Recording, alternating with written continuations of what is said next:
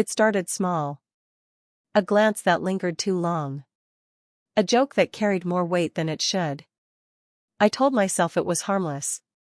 That I was imagining it. That I was still in control. But there's a certain look a person gives you. One that says they see you. Not as a role. Not as an obligation. But as a person.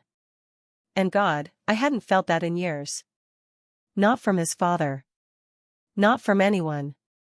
He'd come into the kitchen late at night. We'd talk about nothing and everything. Music. Life. Regrets. The kind of talks you don't have with someone who's supposed to be family. The kind that make your chest feel warm and wrong at the same time. I knew the rules. I knew the line.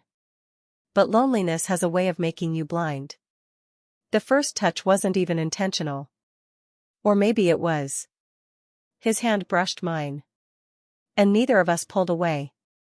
That's the moment I should have stopped. The moment I should have said something sharp. Made it awkward enough to never happen again.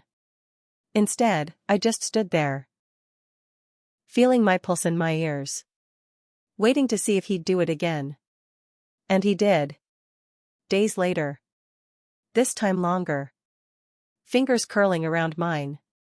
It wasn't just the touch, it was the silence after. The way the air felt different. Like we'd both stepped into a room no one else knew existed. I told myself I'd stop before it went too far. That I could pull back at any time. That this was just attention I'd missed, not temptation I'd fall to. But the truth is, once you start drinking from that well, you don't want to go back to thirst. It happened in the living room one evening. No one else home. The TV flickering in the dark. He looked at me like he was asking for permission. And I didn't give it. But I didn't take it away either. That's the part one can't shake. Not the act. But the choice not to stop it. Because in that moment, it wasn't about him being my stepson. It wasn't about right or wrong. It was about someone wanting me. Fully. Completely. Without hesitation. And for the first time in years, I wanted to be wanted more than I wanted to be good. After, there was no big fight. No dramatic confession. Just this heavy, awful knowing between us. We didn't talk about it. We just avoided each other in ways that looked normal to everyone else. But every time I pass him now, I remember that look. That moment. That silence. And I know that the real betrayal wasn't of his father. It was of myself. Because I can't go back to not knowing what it feels like. To be seen like that. And I can't forgive myself for not walking away when I should have. There's a point where boundaries don't break in one loud crack. They erode slowly. Like water against stone.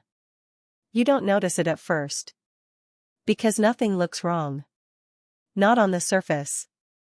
But you feel it. In the pauses between words. In the warmth that shouldn't be there. This isn't about sudden lust. It's about slow hunger. The kind that grows in silence. When you live in a house full of people but still feel unseen. When the person you share a bed with no longer shares your world. When your reflection feels like someone else's face. It starts with moments. Small, harmless, ordinary moments. Until they don't feel ordinary anymore. A longer glance. A softer tone. An inside joke that doesn't belong. We tell ourselves it's nothing. That we're reading into it. That we're still in control. But control feels different when someone makes you feel alive again. When their attention lights something you thought had gone out. When you realize you've been starving without knowing it. It's not just attraction. It's being seen. Truly seen. Not as a role. Not as a spouse, a stepmother, a title. But as a person with their own pulse, their own longing. There's a danger in that kind of recognition. Because it feels so rare. So precious. And rare things make us reckless. They make us ignore the lines we swore we'd never cross.